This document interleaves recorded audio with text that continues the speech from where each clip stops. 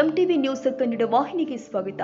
ಬರುವ ಶನಿವಾರ ನಾಡಿನಾದ್ಯಂತ ಸಂಭ್ರಮ ಹೋಳಿ ಹಬ್ಬ ಆಚರಣೆ ಮಾಡಲಾಗ್ತಾ ಇದೆ. ಈ ಹಿನ್ನೆಲೆ ಧಾರವಾಡದಲ್ಲಿ ಶಾಸಕ ವಿನಯ್ ಕುಲಕರ್ಣಿ ಬ್ರಿಗೇಡ್ ವತಿಯಿಂದ ಅದ್ದೂರಿ ಹಲಿಗೆ ಹಬ್ಬ ಆಚರಿಸಲಾಗಿದೆ.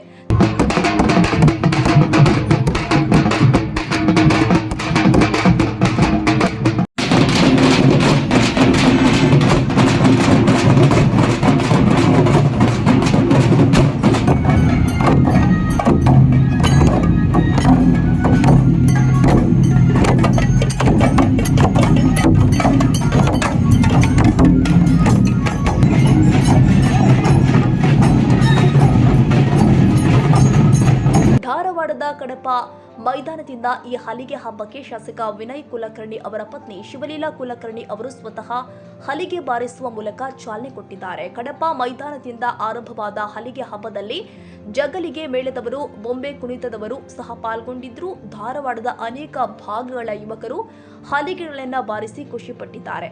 ಕಡಪ ಮೈದಾನದಿಂದ ಆರಂಭವಾದ ಹಲಿಗೆ ಹಬ್ಬದ ಮೆರವಣಿಗೆ ಸುಭಾಷ್ ರಸ್ತೆ ಮೂಲಕ ಹಾದು ಶಿವಾಜಿ ವೃತ್ತಕ್ಕೆ ಬಂದು ಮುಕ್ತಾಯವಾಗಿದೆ.